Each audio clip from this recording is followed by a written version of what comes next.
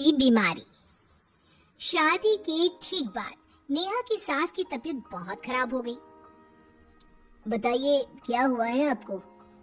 बेटे की शादी थी तो थकान हो गई, मौसम बदल रहा है तो जुकाम और बुखार हो गया, ऊपर से बहू के घर का खाना पता नहीं कैसा था कि पेट भी खराब हो गया।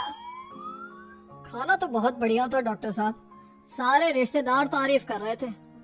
रोहित की माँ इतनी कमजोर है कि जरा से में बीमार पड़ जाती है।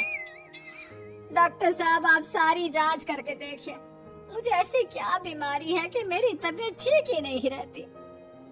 फिलहाल तो ज्यादा कुछ नहीं है, पहले आपके जुकाम बुखार और पेट का इलाज कर लेते हैं, फिर बाकी के टेस्ट करवा लेंगे। अभी आप ये दवाइयाँ ले आइए। पिताजी मैं डॉक्टर साहब को छोड़कर और दवाइयाँ लेकर आता हूँ। माँ जी तो बीमार थी, इसलिए नेहा ने किचन संभाल लिया। माँ जी अब आपकी तबीयत कैसी है? पहले से ठीक है। आप बैठिए, मैं खाना लगाती हूँ। तेरे बाबूजी और रोहित ने खाना खा लिया? रोहित तो टिफिन लेकर ऑफिस गए हैं माँ, और बाबूजी ने खाना खा लिया है। आप शुरू कीजिए। ये क्या, खाने में इतना तेल इतने मसाले? अरे अभी अभी तो तबीयत ठीक हुई है मेरी, तुम क्या मुझे वापस बीमार करना चाहती हो? नहीं माँ जी, ऐसा नहीं है। क्या हुआ? देखो ये बहू ने कैसा खाना बनाया है। खाना तो बहुत ही स्वादिष्ट था। अरे मैं ये खाना खाऊंगी तो बीमार हो जाऊंगी ना। ओह हाँ, बहू को अभी पता नहीं ना तुम्हारे बारे में, रोहित समझा देगा उसे। देख बहू, अच्छे से समझ लेना कि इस घर में कैसा खाना बनता है। हाँ माँ जी मैं समझ लूंगी, लेकिन अभी आप कुछ तो खा लो। ये खाना खा लूंगी तो कल का खाना खाने के लिए बचूंगी भी नहीं। सास की बातें सुनकर नेहा उदास हो गई। उसने रोहित के घर आते ही उससे माँ जी के खाने के बारे में पूछा। आज माँ जी ने मुझे खाने के लिए बहुत बुरा भला कहा। माँ को मसालेदार और तेल घी वाला खाना सूट नहीं करता, वो बीमार पड़ जाती हैं। ऐसी क्या बीमारी है माँ जी को? पता नहीं, आज तक कई डॉक्टरों को दिखाया, कितने टेस्ट करवाए, लेकिन कोई बीमारी पकड़ में ही नहीं आई। नेहा को कुछ समझ में तो नहीं आया, लेकिन उसने अपनी सास के हिसाब का खाना बनाना सीख लिया। माँ जी आज तो खाना ठीक है ना? खाना तो ठीक है, लेकिन ये मुआ रेडियो क्यों चल रहा है इतनी तेज आवाज में? वो माँ जी मैं अकेले काम करते करते बोर हो रही थी ना, तो टाइम पास करने के लिए चला दिया। तेरे इस टाइम पास के चक्कर में मेरा सर दर्द से फटने लगा है। तेज आवाज से मुझे माइग्रेन हो जाता है। सॉरी माँ जी, मुझे पता नहीं था। तुम्हें जब तक सब पता चलेगा तब तक मैं तो भगवान के पास ही पहुंच जाऊंगी। नहीं नहीं ऐसा मत कहिए ना माँ जी। अब मैं कहीं भूख से ही ना मर जाऊं। खाना मेरे कमरे में रख दो। बेचारी नेहा, उस दिन उसे बहुत दुख हुआ। नेहा तुम रो क्यों रही हो? आज माँ जी ने मुझे बहुत बुरा भला कहा, मैं तो सिर्फ रेडियो सुन रही थी। ओहो, तुम माँ की बातों का बुरा मत मानो, उन्हें तेज आवाज से सर दर्द होने लगता है, दर्द की वजह से बोल दिया होगा कुछ। लेकिन मुझे तो ये सब पता ही नहीं था ना, इसलिए बाबूजी ने मुझे पहले ही फोन करके सब कुछ बता दिया, और मैं तुम्हारे लिए ये हेडफोन लाया हूँ। अब तुम अपने गाने भी सुन सकती हो और माँ को परेशानी भी नहीं होगी। ये सिर्फ एक बात का हाल है, लेकिन माँ को तो हर चीज से परेशानी है। अब क्या कर सकते हैं, माँ बीमार ही इतनी रहती है। लेकिन माँ को ऐसी कौन सी बीमारी है? तुम्हें बताया तो था, किसी भी डॉक्टर को माँ की बीमारी समझ में नहीं आ रही।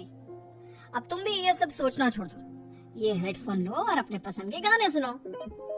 रोहित के गिफ्ट से नेहा की एक परेशानी तो दूर हो गई, लेकिन उसके मन में कई सवाल खड़े हो गए। आज मैं देर से उठा हूँ या तुम जल्दी उठ गई?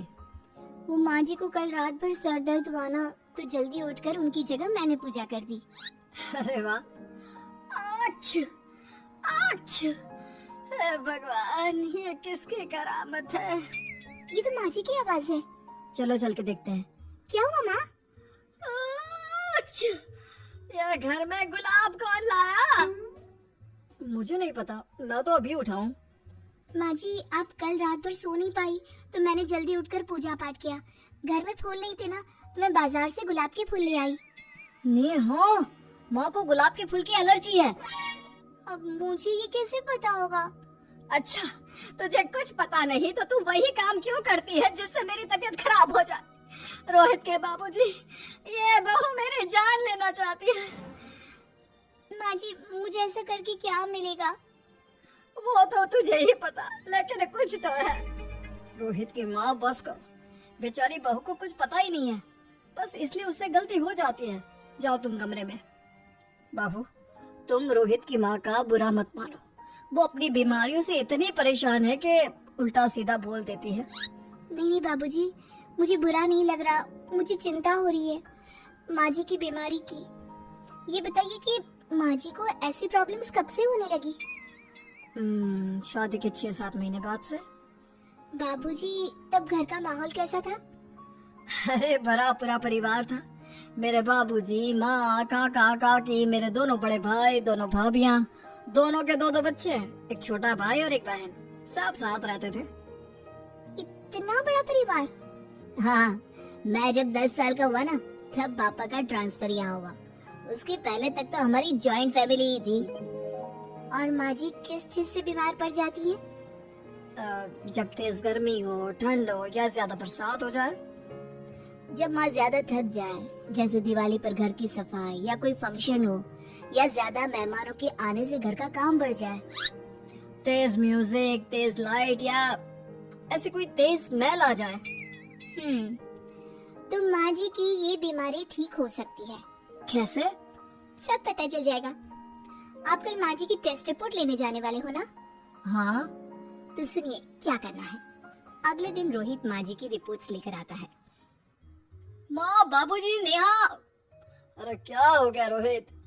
माँ जी की रिपोर्ट आ गई है। कुछ सीरियस है क्या?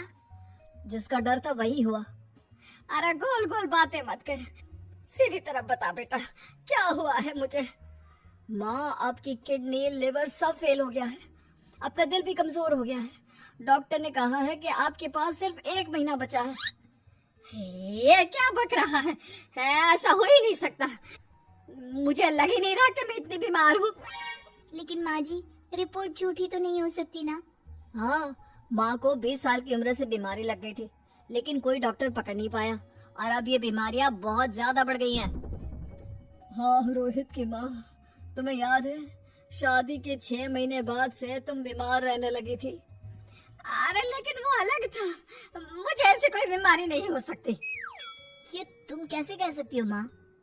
हाँ, तुम उस वक्त बीमार पड़ी थी ना, और अब डॉक्टर भी यही कह रहे हैं, तो सच ही तो होगा। और आप तभी से बीमार ही तो रहती आई हैं। अरे लेकिन तब मैं बीमार थी ही नहीं। क्या मतलब? अरे तब मैं बीमारी का नाटक करती थी, मुझे कुछ नहीं हुआ था। ये क्या बोल रही हो? हाँ, घर में इतने सारे लोग थे और सबसे छोटी बहू मैं थी, तो सारा काम मुझे करना पड़ता, इसलिए काम से बचने के लिए मैं नाटक करने लगी। लेकिन आपको अभी भी वही बीमारियां होती है ना माँ? हाँ, अगर नाटक था तो ये प्रॉब्लम तुम्हें अभी क्यों होती है? इसका जवाब मैं देती हूँ। माँ जी कई महीनों तक नाटक करती रही, इसलिए इनके दिमाग ने धीरे धीरे इस झूठ को सच मान लिया और इनका दिमाग उन बीमारियों का एहसास कराने लगा। है? ऐसे भी होता है क्या? हाँ माँ जी, इसे प्लेसिबो इफेक्ट कहते हैं। जब आप बात बात पर बीमार पड़ने लगी तो मैंने अपनी मामा से बात की, जो एक साइकोलॉजिस्ट है। उन्होंने बताया मुझे। तो ये रिपोर्ट्स? मैंने झूठी रिपोर्ट बनवाई थी नेहा के कहने पर, ताकि आप सच बताएं। यानी मुझे कुछ नहीं हुआ? नहीं माँ जी, और आपकी इस प्रॉब्लम का भी सोल्यूशन है। हम किसी अच्छे साइकोलॉजिस्ट को दिखाएंगे और आप जल्द ही ठीक हो जाएंगी। वाह बहू, मैंने तुझे इतना भला बुरा कहा और तूने मेरी जिंदगी भर की तकलीफें दूर कर दी। थैंक यू और सॉरी बहू। अरे मुझे भी तो सॉरी कहो, पूरी जिंदगी तुम्हारी सेवा की है, वो भी झूठ मूठ की बीमारी के लिए। हाँ हाँ, आप भी माफ कर दो मुझे, बस सॉरी। तो इस तरह नेहा ने अपनी सास की बीमारी पकड़ भी ली और ठीक भी कर दी।